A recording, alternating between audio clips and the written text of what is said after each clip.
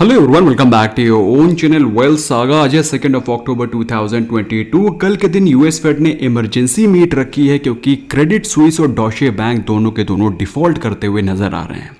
क्या है पूरा माजरा, कितना बड़ा डिफॉल्ट हो सकता है? मार्केट में इस प्रकार की रूमर है कि 2008 के क्रैश, लेहमन ब्रदर की जो क्राइसिस है उससे भी बड़ा ये क्रैश ला सकते हैं। Everything we are going to discuss in this important video. India पे क्या इंपैक्ट हो सकता है, वीडियो बहुत ही इंपॉर्टेंट है। लाइक नहीं किया लाइक करें, चैनल को सब्सक्राइब नहीं किया सब्सक्राइब करें, बेल आइकन को प्रेस करें ताकि आपसे कोई भी इंपॉर्टेंट नोटिफिकेशन मिस ना हो। फ्रेंड्स के साथ शेयर करना तो बिल्कुल भूलना ही नहीं है क्योंकि उनके साथ भी काफी बड़ा पैनिक क्रिएट हो रखा है। So this will be a great help to them in case if you share it with them. Let's begin. दोस्तों, सबसे पहले तो आपको पता होना चाहिए डॉशे बैंक क्रेडिट स्विस है क्या। क्रेडिट स्विस सबसे बड़ा, one of the most reputed Swiss bank है जो कि मल्टी फेसेटेड फैसिलिटीज प्रोवाइड करता है कस्टमर्स और कंज्यूमर्स को। ये सिर्फ एक बैंक नहीं है जिसमें कि आप खाली पैसे को इन्वेस्ट करें। प्राइवेट बैंकिंग प्रोवाइड करता है, इन्वेस्टमेंट बैंकिंग प्रोवाइड करता है, एसेट मैनेजमेंट प्रोवाइड करता है। बेसिकली एक होलिस्टिक सोल्यूशन प्रोवाइड करता है। डॉशे बैंक जर्मनी का द बिगेस्ट बैंक। रेवेन्यू के बारे में बात करें, अगर दोनों के एसेट्स के बारे में बात करें तो दोनों के जो कंबाइंड एसेट्स हैं, दोनों के अगर हम कंबाइंड एसेट्स को अगर जोड़ लें तो दोनों के एसेट्स की जो टोटल वैल्यू निकल करके आती है वो $2 ट्रिलियन से ज़्यादा आती है, जो कि देखा जाए तो एक बड़ी कंट्री की इकोनॉमी टोटल जीडीपी के बराबर है। अब आप कह रहे होंगे सर, इसको डॉशे बैंक और क्रेडिट स्विस बैंक को लेहमन ब्रदर्स से क्यों कनेक्ट किया जा रहा है? बहुत ही अच्छा क्वेश्चन। आपके दिमाग में जितने भी क्वेश्चन है सारे के सारे आंसर मिलेंगे आपको इस इंपॉर्टेंट वीडियो में। दोस्तों, लेहमन ब्रदर की जो क्राइसिस थी उस समय की जो वैल्यू थी, लेहमन ब्रदर का जो एसेट का वैल्यू था, जो कि one of the largest bank of the world था Lehman brother at that point in time. अभी की जो एक क्राइसिस क्रिएट करने वाले हैं डॉशे बैंक और क्रेडिट स्विस, जो कि $2 ट्रिलियन की वैल्यू का एसेट ये लोग मैनेज करते हैं, जो कि लेहमन ब्रदर के कंपैरिजन में ऑलमोस्ट 3 टाइम्स है। तो आप समझ सकते हैं लेहमन ब्रदर अगर इतना बड़ा क्रैश ला सकता है, इकोनॉमिक क्राइसिस ला सकता है, तो ये दोनों के दोनों मिलकर ट्रिपल इफेक्ट ला सकते हैं। अब यहां पर आपको 3 टर्म्स जानना बहुत जरूरी है। One is GSIB। GSIB means होता है ग्लोबल सिस्टमैटिकली इंपॉर्टेंट बैंक्स। वो बैंक्स जो कि ग्लोबली जो इकोनॉमिक सिनेरियो है उसको कंट्रोल करने के लिए, उसको सिस्टमैटिकली मैनेज करने के लिए इंपॉर्टेंट बैंक्स हैं। ये दोनों के दोनों बैंक्स इस कैटेगरी में आते हैं। 2 और टर्म्स हैं जो कि आपको पता होना चाहिए। One is TBTF। TBTF means too big to fail. मतलब ये वो बैंक्स हैं जो कि बहुत बड़े हैं अपने एसेट मैनेजमेंट में, अपनी प्रेजेंस में, अपनी जो ये इंपॉर्टेंस रखते हैं इकोनॉमी में, तो इनको टू बिग टू फेल का दर्जा दिया गया है। मतलब अगर ये फेल होते हैं तो वो कंट्री क्या पूरी की पूरी वर्ल्ड इकोनॉमी इंश्योर करेगी कि वो बैंक्स फेल ना हो, क्योंकि उनका जो रैमिफिकेशन है, इफेक्ट है ग्लोबल इकोनॉमी पे बहुत बड़ा पड़ेगा।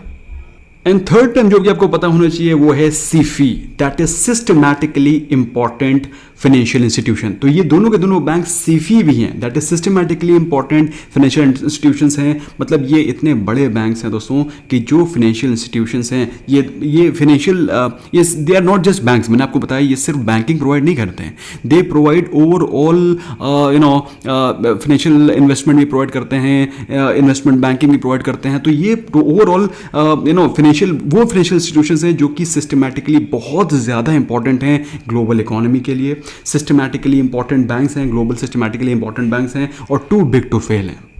सो अगर आपके दिमाग में क्वेश्चन चल रहा है सर कि सिस्टमैटिकली इंपॉर्टेंट बैंक और कौन कौन से हैं, ऐसे कौन कौन से बैंक हैं जो कि सिस्टमैटिकली इंपॉर्टेंट हैं, तो आपके सामने पूरी की पूरी लिस्ट है। Morgan Chase, BNP Paribas, Bank of America, Bank of China, Deutsche Bank उसमें है, क्रेडिट स्विस उसमें है। तो ये वो सारे के सारे बैंक्स हैं जो कि अगर गोल्डमैन सैक्स भी अवेलेबल है तो बेसिकली आप इसको पढ़ सकते हैं अपने टाइम पर। तो ये वो सारे बैंक्स हैं कि जिसमें अगर क्राइसिस आती है तो ये सिर्फ उन बैंक की क्राइसिस नहीं है, उन कंट्री की क्राइसिस नहीं है, ये वर्ल्ड इकोनॉमी के लिए क्राइसिस हो सकती है।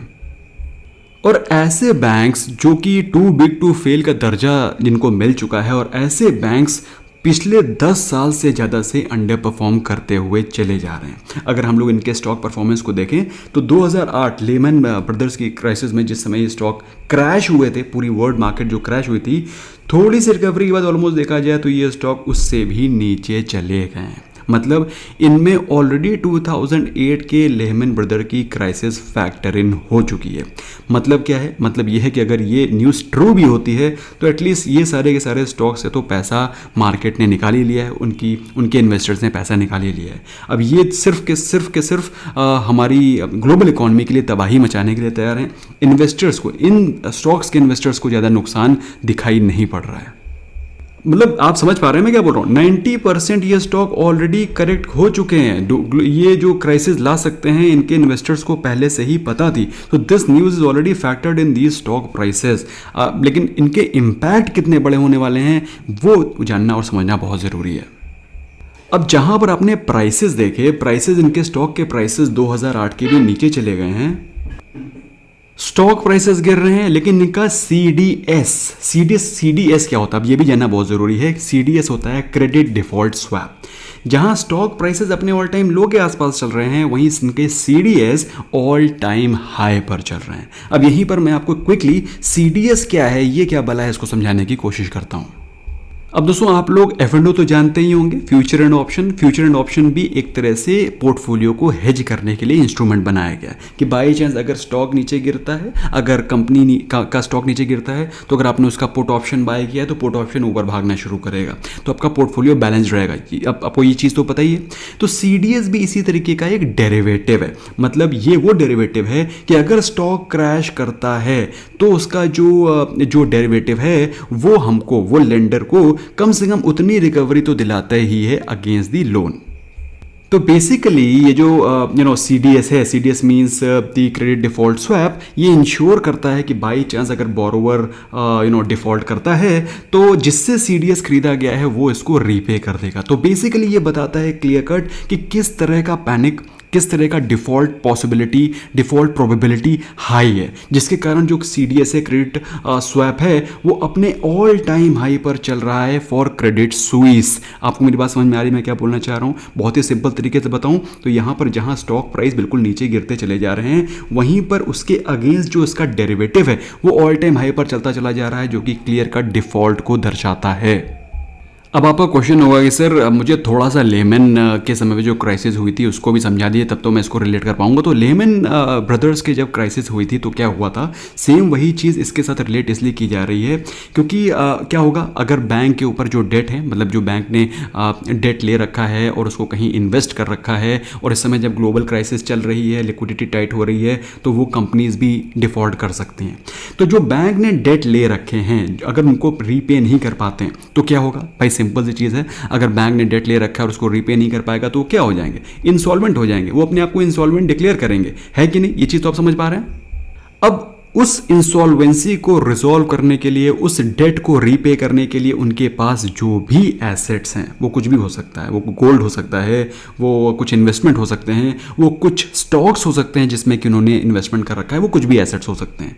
तो उसको, उस डेट को रीपे करने के लिए, इंसॉल्वेंसी से बचने के लिए, अपने डेट को बचाने के लिए, अपने आप को सेव करने के लिए उन एसेट्स को बेचना शुरू करेंगे। और अगर उन एसेट्स को बेचने के बाद भी वो बैंक रिकवर नहीं करते हैं तो क्या होगा, वो जो बैंक कि जो इन्वेस्टमेंट है बैंक में, अगर सपोज बैंक में कुछ कंपनीज के स्टॉक्स हैं और उनको उन्होंने सेल करना शुरू किया, मैं एग्जांपल के तौर पर बताता हूं, अगर मान लो वहां पर फॉर एग्जांपल अगर रिलायंस के शेयर, एग्जांपल बोल रहा हूं मैं, रिलायंस के शेयर गिरना शुरू हुए, तो रिलायंस के शेयर अगर ज़्यादा गिरना शुरू हो गए तो क्या होगा भाई, आप और मैं, हम लोग भी रिलायंस के शेयर को बेचना शुरू करेंगे, जो इंस्टीट्यूशनल इन्वेस्टर्स हैं वो भी रिलायंस के शेयर को बेचना शुरू करेंगे, एग्जाम्पल बता रहा हूँ। तो ऐसे में क्या होगा कि ये पूरा का पूरा जो ग्लोबल सिनेरियो है वो सेल ऑफ मोड में आ जाएगा। ऐसा पहले भी हुआ है, लेहमैन ब्रदर्स की जो क्राइसिस हुई थी, इकोनॉमिक क्राइसिस हुई थी, तब भी यही चीज़ हुई थी। अपने एसेट्स को बेचना शुरू किया, जब एसेट्स को बेचना शुरू किया तो एसेट्स के प्राइस ज़्यादा ड्रॉप होने लगे, तो बाकी सारे इन्वेस्टर्स ने भी उन एसेट्स को बेचना शुरू किया और अल्टीमेटली ये एक ग्लोबल क्राइसिस क्रिएट हो गई। तो आपको क्वेश्चन होगा कि सर ये तो मामला काफ़ी गड़बड़ है, तो ऐसे में हम क्या करें या फिर इसको कैसे बचाया जा सकता है? तो उसमें सिंपल सी चीज़ है, इसमें ओनर्स लेना पड़ेगा उस पर्टिकुलर कंट्री की सेंट्रल बैंक को। फॉर एग्जांपल इंडिया में डिफ़ॉल्ट हुआ था येस बैंक का, इंडिया में क्राइसिस क्रिएट हुई थी पीएनबी में, यू रिमेंबर पीएनबी में बहुत बड़ा फ्रॉड हो गया था नीरव मोदी और मेहुल चोकसी के टाइम पे, Gitanjali Gems, you remember, I hope आपको याद होगा, नहीं याद है तो मैंने आपको बता दिया, यस बैंक। तो इस तरह के बैंक्स को प्रोटेक्ट करने के लिए सेंट्रल बैंक सामने आता है। सेंट्रल बैंक आकर के अपने सभी के सभी जो बैंक्स हैं, फॉर एग्जांपल जितने भी बड़े बैंक्स इंडिया के थे, उन सभी की मदद से उनको बेल आउट करने की कोशिश करता है और अपनी इकोनॉमी और वर्ल्ड इकोनॉमी को प्रोटेक्ट करने की कोशिश करता है। अब लेकिन हम लोग बात कर रहे हैं जरा से पीएनबी और यस बैंक के बारे में, लेकिन जो बैंक्स हम लोग डिस्कस कर रहे हैं, क्रेडिट स्विस एंड डॉशे बैंक, उनके एसेट्स के बारे में तो मैंने आपको डिटेल में बता ही दिया है कि वो कितने बड़े बैंक्स हैं, सिस्टमैटिकली कितने इंपॉर्टेंट हैं। तो ये इनके लिए सिर्फ वो कंट्रीज ही नहीं बल्कि ग्लोबल इकोनॉमी, बड़े बड़े सेंट्रल बैंक्स, यूएस फेड भी सामने आएंगे और इनको बेल आउट करने की कोशिश करेंगे।